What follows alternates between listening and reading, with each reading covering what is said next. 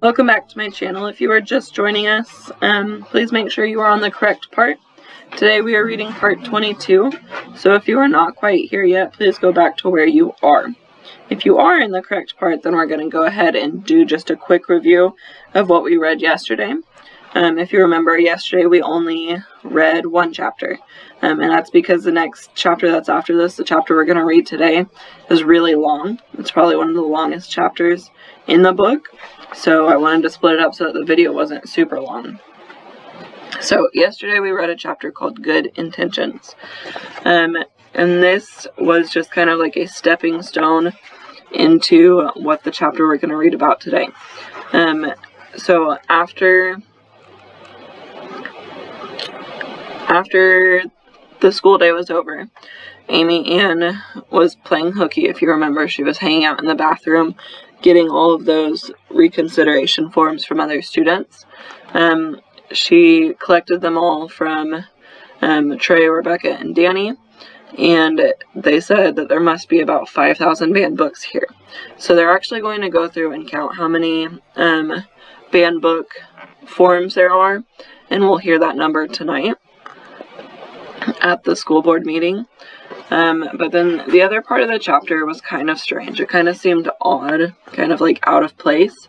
Amy Ann usually takes the late bus because she would stay after school to read and tell her parents that she was actually at a club, which is not the case. And since they know now, she is not allowed to do that anymore. So this week, Mom and Dad were taking turns picking them up. So she had to go to the little kids' playground to get her little sister.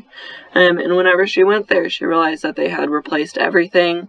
Everything was brand new. It was really nice. It wasn't all the junky stuff that was there whenever she was in second grade. And whenever she was out there, she realized that there was a sign that said it was donated by the Shelburne Elementary PTA president, Mrs. Sarah Spencer, which is Mrs. Spencer, the same Mrs. Spencer that is getting all of these books banned. So I'm going to read this part again. It said, "It had been so easy to think of Mrs. Spencer as a villain, but coming up with all those reasons to ban books had made me start to see things from her point of view. She realized that Mrs. Spencer was banning those books because she thought she was doing good. She thought she was helping the kids, keeping them away from things that they weren't ready to read about or were not mature enough to read yet." So that kind of put Amy Ann's perspective of how she saw Mrs. Spencer in a different light. So instead of seeing her as a villain and as a horrible person, she's starting to see her as someone who's trying to do good and is a good person. And that's what we're going to read about right now. So this next chapter is called In Which I Speak Up. And we're going to go ahead and start that right now. In which I speak up. The room where the school board met was a very different place this time. All the seats on both sides of the aisle were filled, and a partition had to be taken down and new chairs brought in to fit everybody. Most of the kids from my class were there with at least one of their parents, and I saw kids from other classes and other grades there too. 2 local camera crews were set up along the back wall, and they were already doing interviews with some of the kids who came. One of them recognized me when I came in with my family, but Dad put up a hand and said no comment. I did have a comment, lots of comments in fact, but I was saving them for the meeting. Mrs. Jones was there, wearing a big pink and white polka-dotted dress, and she broke away from an interview she was doing with a reporter to come over and swallow me in a giant hug. "Oh, Amy Ann, it's so good to see you," she said. I immediately teared up. "Mrs. Jones, I'm so sorry. I didn't mean to get you fired." "It's not your fault at all," Mrs. Jones said. "I couldn't go on the way things were much longer anyhow. I knew it was coming. I'm very proud of what you did, and I don't want you to regret it one bit." "But I got in trouble. I got a lot of people in trouble," I said. "Well-behaved women seldom make history," Mrs. Jones said with a smile. "Consider this your first taste of behaving badly in the name of what's right." She hugged me again. "Are you planning on talking tonight?" she asked me. "I'm already signed up," I told her. She nodded her approval and then excused herself to go back to her interview. On the far side of the room, I saw Mrs. Spencer take a seat. She was wearing another pretty skirt and jacket, light blue this time, and right beside her was Trey, wearing a tie. I couldn't believe it. He caught me looking at him and gave me a little thumbs-up sign where his mom couldn't see it. Rebecca ran up to me while our parents said hello to each other. She had dressed up, too. She was wearing gray slacks and a gray jacket, with a white button-down shirt underneath. "You have a suit?" I asked. "Of course," Rebecca said. "Every lawyer needs a good suit." I was feeling distinctly underdressed. I was just wearing one of my sundresses, with a ribbon tied around one of my braids. "You got yours?" Rebecca asked. I patted the backpack sitting in the chair. "Yep," I said. "You?" Rebecca hefted a big briefcase and smiled. The meeting was called to order, and Dad, Mom, Alexis, Angelina, and I found seats. Mom and Dad had decided to bring all of us, and Alexis in particular wasn't happy about it. She was missing ballet practice to be here, and she plopped herself down in her seat with her arms crossed to show us how she felt. She was a grouch, but after my blow-up last night, she at least wasn't complaining out loud about it. The school board read out what happened last time, when I wasn't there, and talked about what they were going to talk about tonight. Then it was time for public comment. I took a deep breath. My name was first on the list. I had made sure of it. I stood, my legs shaking worse than when I'd been called to the principal's office that first time, and my mom squeezed my hand in support. I hadn't been able to do this the first time I'd been to a school board meeting, but I was going to do it now. I nodded to Rebecca and Danny, and they stood to join me at the podium. Mrs. Spencer was shocked when Trey stood up and joined us too. "Only one speaker at a time, please," one of the school board meeting members said. "I'll do all the talking then," I told them. My heart felt like it was in my throat, and it was hard to squeeze the words out past it, but it got easier the more I did it. Amy Ann Ollinger, President and Chief Librarian of the BBLL. "The BBLL?" a school board member asked. "The Banned Books Locker Library." That caused a ripple of comment through the audience, and I could feel the bright lights of the television cameras on me. It was almost too much. I wanted to duck down underneath the podium and never come out again. But I clung to the sides of it instead, using it to hold me up. The chairman of the school board banged his gavel for quiet. "We're not going to hear any more arguments for keeping removed books on the shelf," he told us. "We've already had that discussion." "No," I said. "We're not here to try to get those books back," I said. "We're here with more challenges." That was the cue. Danny, Trey, and I opened our backpacks, and Rebecca opened her briefcase. Each of us pulled out a huge pile of papers and carried them up to the round table at the front, stacking them on top of each other so that they would look really impressive. Behind us, I could hear cameras snapping and more whispers and questions. "What is this?" the chairman asked. I went back to the microphone. "Request for reconsideration forms," I told him. "We think there are more books we shouldn't be able to read." The school board members started taking sheets from the big stack. Each one was for a different book. I'd made sure. "But there must be thousands of books here," one of them said. 7,541, I said. It wasn't every book in the library, not even half, but it had put a serious dent in the shelves. That number got a big response from the audience, and the chairman had to gavel them quiet again. "These are a joke," one of the school board members said. "You want to ban a math textbook? It has imaginary numbers in it," I said. "We're afraid that will encourage kids to have imaginary friends." The audience laughed, and I felt better about talking. My hands relaxed on the podium. "Here's one challenging the dictionary," said another board member. Danny leaned into the microphone. "Oh, that book is full of dirty words. I looked all of them up." He turned to the cameras behind him, ran his fingers through his hair, and smiled a $1,000,000 smile. "Danny Purcell," he said. 2 N's, 2 L's. "Magic Treehouse," said another school board member. "Challenged for building code violations." Mrs. Spencer stood in a huff.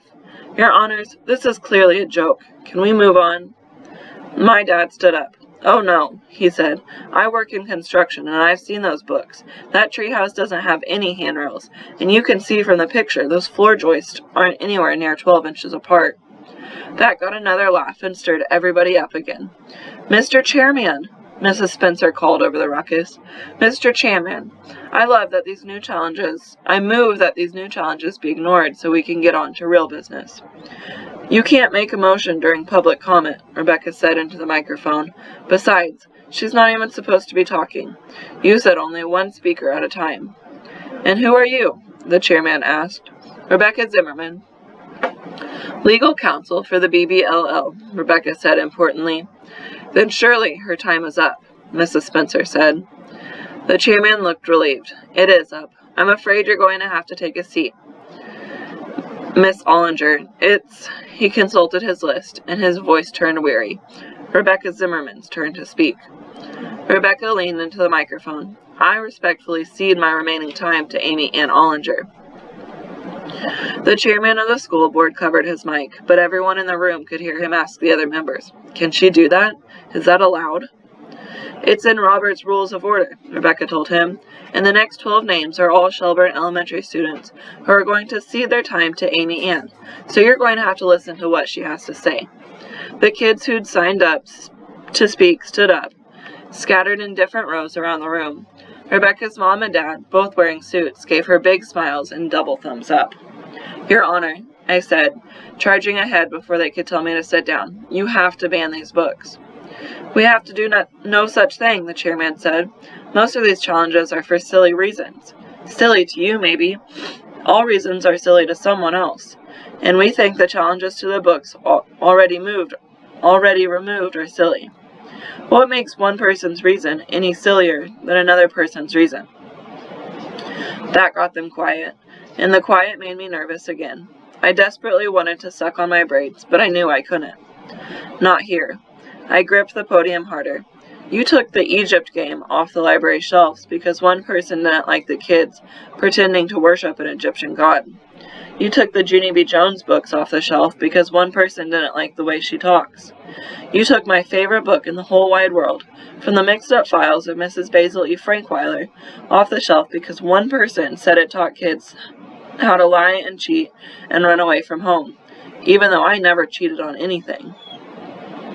I hoped they wouldn't notice I'd left out lie and run away from home and pushed on. "You can't have it both ways. If you ban those books because just one person had a problem with them, you have to ban all these books too, because we found one person who had a problem with each of them. And when you're done, there isn't going to be a single book left on the Shelburne Elementary shelves, but I guess that's okay with you.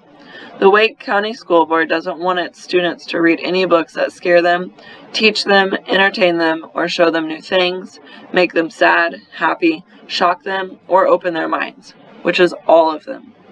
The room was dead quiet now, except for the hum of the TV cameras. The school board members looked pale under the fluorescent lights in the ceiling. Or maybe that was because of the TV cameras too. Mrs. Spencer spoke up. She had never sat down. "This is silly," she said. "Those books were removed from the Shelburne Elementary Library for good reason, because they were harmful. Each and every one of them encouraged bad behavior of one kind or another. And I think we can all agree that none of us want an entire generation of Shelburne Elementary students growing up to be menaces to society, just because some books they read in 4th grade showed them how." Rebecca was about to say something, probably to remind the school board that there was only supposed to be one speaker at a time, but I put a hand on her arm to stop her. "So all those books you challenged," I said to Mrs. Spencer, "if I read one of those, I would grow up to be a bad person?" "I'd say the chances are good, yes." I was ready for this. I could feel every eye in the room waiting on me, waiting to hear what I would say, waiting for me, Amy Ann Ollinger, to speak up. "Mrs. Spencer, one of the first books you banned was Are You There, God? It's Me, Margaret. Have you ever read it?" 1 or 2 people in the room coughed. They knew the book talked about embarrassing stuff you didn't talk about in a big room full of people. Stuff like the things that happen to a girl's body when she becomes a teenager. Mrs. Spencer blushed. "No, of course not." I looked right at her. "Are you sure?" Mrs. Spencer raised herself up. "I'm sure I didn't." "That's funny," I said, "because I've got this old date due card from the Shelburne Elementary copy, and it's got your signature on here from 1982. The audience gasped and giggled as I held up the card I'd found in the back of the library's old copy of Are You There, God? It's Me, Margaret. The color drained from Mrs. Spencer's face. Well, I might have checked it out once, but when I saw what it was, I didn't read it, Mrs. Spencer said. 5 times? I asked. That got a big laugh from the audience. The TV reporters were loving it. Mrs. Spencer looked sick, and she started to sit down. I didn't like what she'd done, and I wanted to fix it, but I didn't want to punish her. Mrs. Spencer, wait, I said. Mrs. Spencer, is it true you're on the North Carolina Art Museum Board? Mrs. Spencer looked confused. Yes, I am. And the Raleigh Race for the Cure Foundation Board? Yes. And the North Carolina State Opera Society Board? Yes, she said, and my dad whistled with a little cheer. And you were the one who raised money for the new lower school playground at Shelburne Elementary, I said. Well, yes, there were a lot of people involved with that, but I oversaw it, yes. Mrs. Spencer, would you say you're a good person? I asked. Mrs. Spencer swallowed like she was trying not to cry. Yes, she said. I like to think so. I think so too, I told her. I think you grew up to be a very nice person, and a good mom, and a very good citizen. Even though you read this book you said was so bad 5 times when you were in 5th grade, probably because for all the amazing things books can do, they can't make you into a bad person. Mrs. Spencer sat down to wipe her eyes with a tissue. The room was quiet again, and everyone was still watching me. The chairman of the school board finally cleared his throat and spoke. Miss Ollinger, do you have anything else? Well, we do have a presentation about the First Amendment, drawn by our challenge response coordinator, Trey McBride, I said. The chairman held up a hand. I don't think we need that. One of the other school board members leaned toward her mic. I think perhaps we do, Stan. She motioned for Trey to bring them the pictures, and he handed out the presentation he and I had created for Mr. Vaughn's class. The school board passed them around respectfully. What's this one with the Pope lifting weights? One of them asked. The free exercise of religion, Trey told them. I gave him an exasperated look. What? He said. It still works. They can do whatever they want in church, even if it's jerks and squats. Thank you, Mr. McBride, said the lady who'd asked for the pictures. He collected them all and came back to the podium, and we waited. The school board members knew they were in trouble. They either had to ban all the books we were challenging, or they had to ban none of them. Either way, they were going to look like idiots in front of the TV cameras. Mrs. Jones came to their rescue. She got up and joined us at the podium. I think I may have a solution, she said, if Miss Ollinger will cede some of her time to me. I nodded. Ladies and gentlemen of the school board, not so long ago, when I was the librarian at Shelburne Elementary, we had an official policy for book challenges. When a book was challenged, it went to a faculty committee for review, and then to me, your hired representative, for a final decision. If it was a fair and balanced system, you yourselves designed and approved, and it was a system that protected everyone in the process. But none of the books that have been removed from the Shelburne Elementary shelves ever went through that process. Not one. 1 or 2 of the school board members started to understand where she was going, even if I didn't. All this trouble began when the official request for reconsideration policy was abandoned, and this board began arbitrarily removing books from the shelves. I humbly submit that we go back to the policy as set down in the school board's bylaws. In doing so, the books originally removed from the Shelburne Elementary shelves will be returned, pending a full review by the faculty committee and a final decision by the school librarian. Then, if it's determined that the books are inappropriate for students that age, they can be removed. And if not, Miss Jones trailed off, but we all knew what would happen. What was going to happen. The books would stay on the Shelburne Elementary shelves, and everyone who had banned them to begin with would get a great big do-over, and this time they wouldn't make the same mistake twice. Move to submit all challenged books through the reconsideration policy as set forth in the school board bylaws, one of the members said. Second, 3 more of them said quickly. All those in favor? Asked the chairman. Aye, they all said quickly. He didn't even ask if there were any opposed. He banged his gavel, and the room erupted in cheers. I grabbed up Danny and Trey and Rebecca in one big hug. I don't understand, Danny said. What's it mean? It means they made a motion during public comment time, which legally you're not supposed to do, Rebecca said. Oh, hush, I told her. I hopped up and down. It means we won.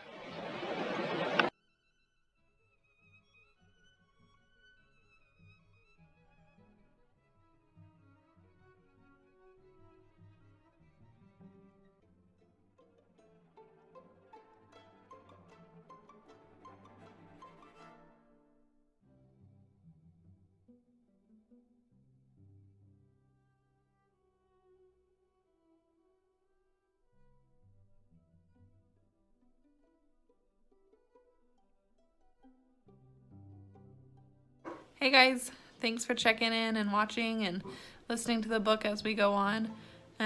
Make sure that you're washing your hands and staying safe and staying clean during this time, and we'll see you when we see you. Bye.